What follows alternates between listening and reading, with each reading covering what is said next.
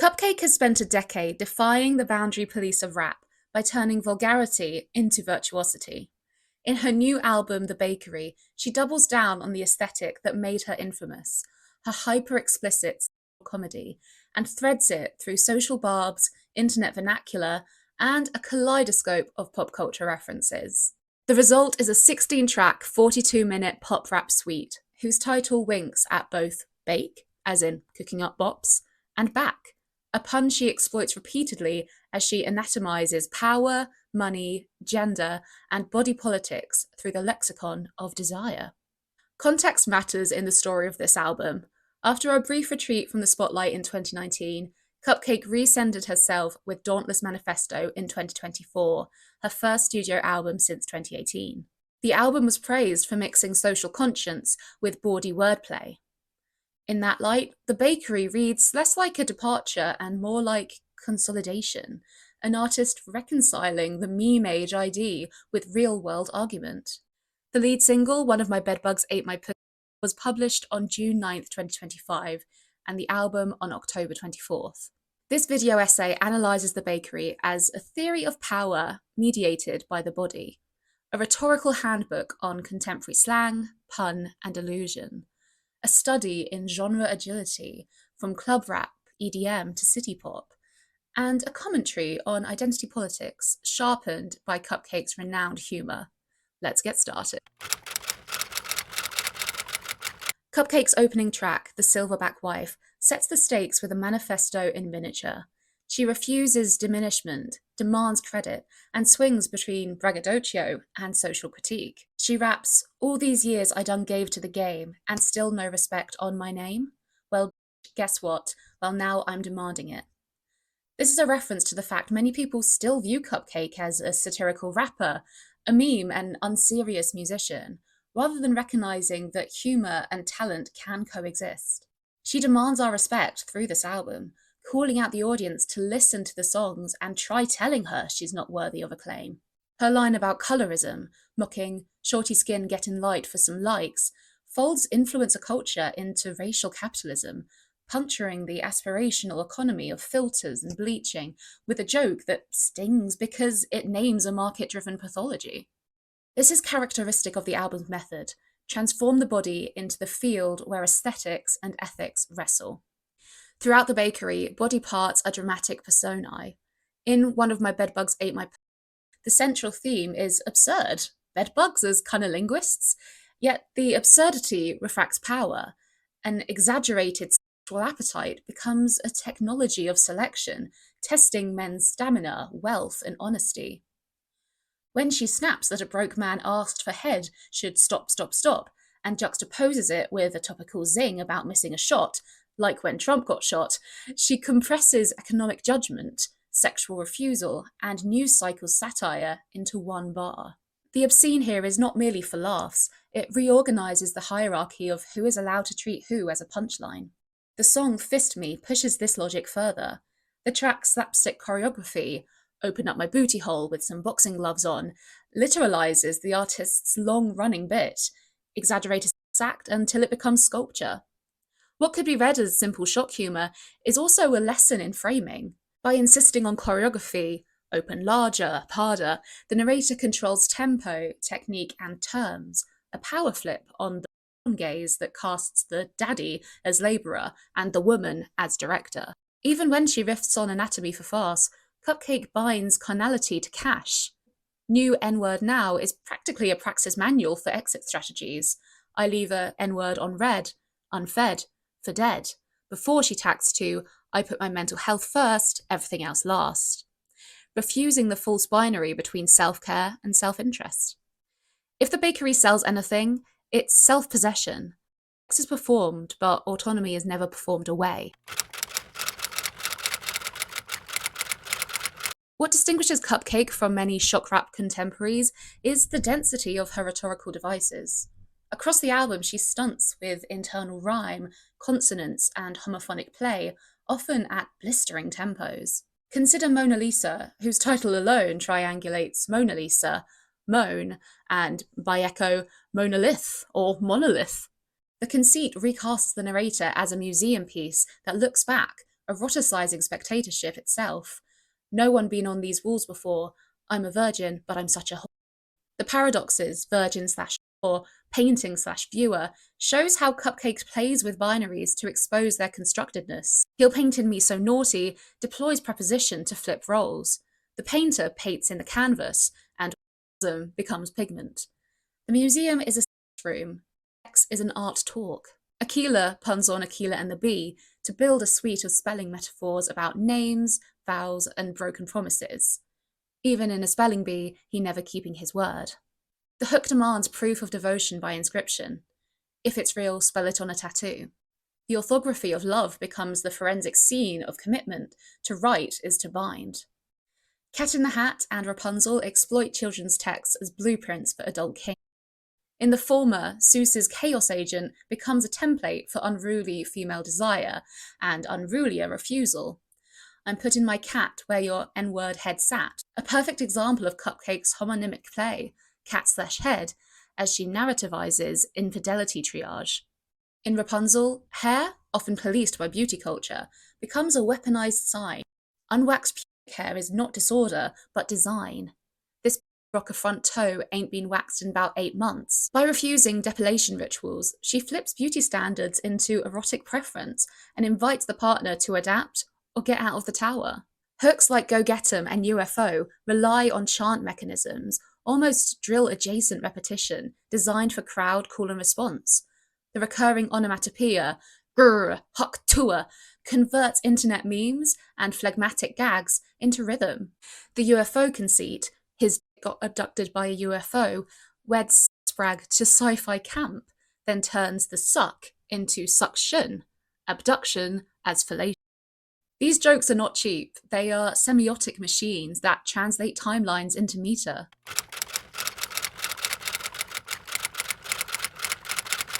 On streaming pages, the BakKery is tagged as pop rap.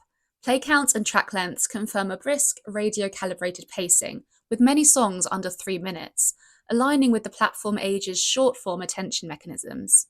Within those tight frames, CupcakKe deploys a palette that oscillates between bass-first club beats in songs like Ballerina Coupe and Go Get 'em, chant-driven minimalism in UFO and Snowman, and glossy, melodic melancholy in Rubik's Cube. Rubik's Cube is the album's emotional hinge and is a rare find in CupcakKe's discography where no explicit lyrics are present. Harmonically gentler and lyrically heavier, it catalogues trust, trauma, and media performativity. Free Congo, free Palestine, they'll post one day, then silence all the crimes. The song's pop melody underscores the critique, activism as trend fatigue. The form, catchy, even sweet, becomes the delivery mechanism for a scathing diagnosis of selective empathy at scale. In the broader context of CupcakKe's discography, this is the move that earned her praise from mainstream critics earlier in her career for being far more than her hilarious and absurdly raunchy one-liners. Elsewhere, rhythm becomes theatre. Ballerina Coupe pirouettes between horns, bright vibrato, and sing-song flexing, the 2 arms in the air hook invoking both guns and ballet first position, an image that collapses grace and menace. Snowman, meanwhile, is a bassy taunt on inadequate masculinity, each knick-knack paddywhack landing like a snare crack, while the boner rhyme turns nursery rhyme into locker room roast. The sequencing also matters. The concise runtime suggests intentional trimming to emphasize replayability. The early placement of The Silverback Wife and Ballerina Coupe front-loads the record with speed and swagger before the mid-album dip into Rubik's Cube. The architecture resembles a good stand-up set. Start hot, vary cadence, save a new bit for the turn, and close with a barn burner. While sex is the loud surface, identity politics is the quiet infrastructure of this album. On Go Get 'em, she fires at transphobia. You make fun of trans for tucking that thang, but N-word be tucking them chains. Aligning herself with trans dignity by yoking a slur to cowardice. The Silverback Wife includes a sharp colorism jab, and New N-word Now wraps a Leave Him manifesto around the injunction to prioritize mental health, naming boundaries as both feminist and survivalist praxis. CupcakKe has long walked this tightrope. Her most acclaimed work from the late 2010s was celebrated for mixing absurd raunch with a capacious politics, such as body positivity and queer solidarity. The BakKery continues that lineage. Even the album's silliest track titles conceal little daggers. Sloppy Joe sounds purely scatological until it morphs into a hygiene stipulation and a consent protocol. Rub-a-dub-dub before I eat your ass from the back. The humour enforces a rule, cleanliness and care coded as desire. Alcoholic retools the drunken love trope as heist comedy. The narrator pretends intoxication to siphon resources from men whose thirst becomes literal alcoholism. Liquor-branded wordplay, Don Julio, Crown Royal, Grey Goose, becomes a names as weapons arsenal. But the bridge swerves into an ethos. I'll bottle my feelings and bless his king. The joke lands because it both reveals and reverses gendered scripts. She is the sober strategist amongst drunk simps. CupcakKe's pop culture omnivory is the album's other motor. She moves from Lady Gaga to Family Feud to Dr. Now of My £600 Life in The Silverback Wife. Each reference a social x-ray of how we watch bodies, mock them, and monetize them. In One of My Bedbugs Ate My she transforms the viral Huck Tour meme into percussive hook, translating ephemera into refrain. In Aquila, a 2006 family film about a spelling bee, becomes a grown woman grammar of contrasts and broken vows. The museum and the nursery are particularly generative spaces. Moan-a-Lisa relocates desire from the bedroom to the Louvre, mocking the high/low divide. Cat in the Hat and Rapunzel drag childhood texts through adult wants to reveal how early narratives policed femininity, such as passivity and neatness, and how those can be gleefully undone with active direction and hairy autonomy. Even sports and sci-fi get drafted. The Wembanyama bar in One of My Bedbugs, the tall like Wemby, so the balls get spurred, is not just a name drop. It demonstrates her ear for the headline and her reflex for phonic clustering. Wemby, spurs, spurred. The UFO abduction metaphor converts the UFO craze into erotic suction. It's camp, yes, but also anthropology, how the internet metabolizes phenomena by sexualizing them for clout. It's tempting to trivialize CupcakKe's humor as mere shock. That misses how the jokes do conceptual work. 3 recurrent strategies stand out. First, scale inflation. Sex act as disaster film. LA fires won't happen if a bitch is squirt is a ridiculous hyperbole that uses environmental metaphor to aggrandize female pleasure while lampooning male fantasy. Category violation. Nursery rhymes and fine art as sex manuals. Repurposing cultural touchstones to deflate their sanctimony and expose their disciplinary function. And role reversal. She is the evaluator, men are specimens. This no man, I call him Snowman because his hasn't grown. A roast that decenters the phallus by making failure a punchline with musical repetition as public shaming. These strategies are not new for CupcakKe, but the album systemizes them. The humor marks borders, what she will and won't tolerate, tests community, who gets the references, and builds solidarity, laughing with women and queer listeners as patriarchal scripts. It's notable that popular coverage of her career has long acknowledged this duality, raunch and range. Sloppy Joe is paradigmatic. Amid the booty-centric gag, the song repeatedly insists on hygiene, rub-a-dub-dub before I eat your ass from the back, establishing preconditions as part of the bit. Consent and cleanliness are not afterthoughts, they are eroticized. Cat in the Hat, likewise, polices boundaries with comic violence. Touch me, bitch, and you're gonna get hurt inside. Cactus. Recoding self-defense as slapstick signage.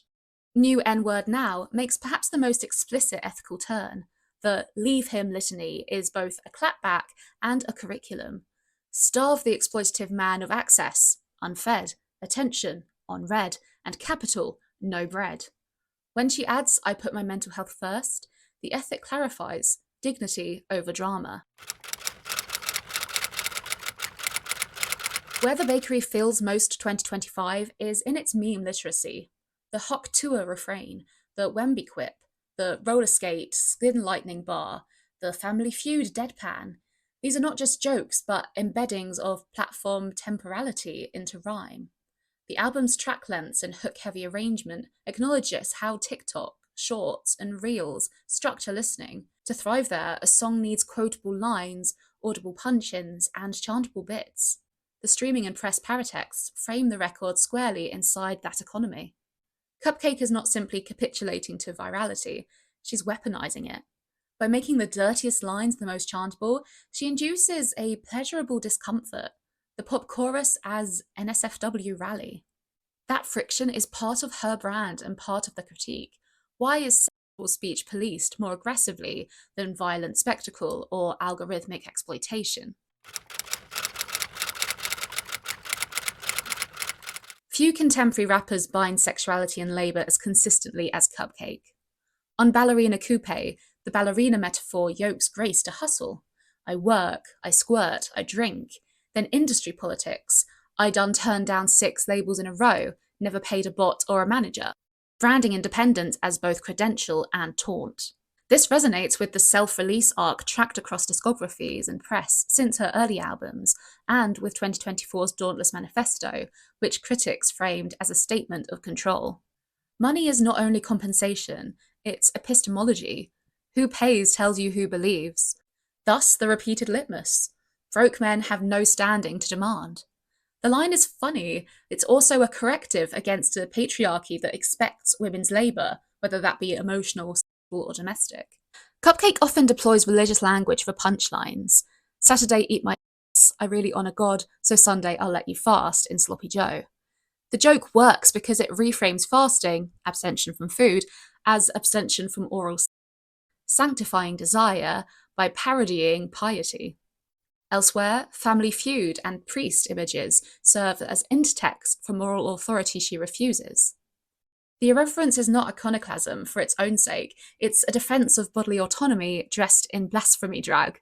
Invoking Silverback risks reproducing racist zoological slurs historically aimed at black people. But CupcakKe flips it. By crowning herself the Silverback wife, she seizes an animalised insult and makes it a title of force.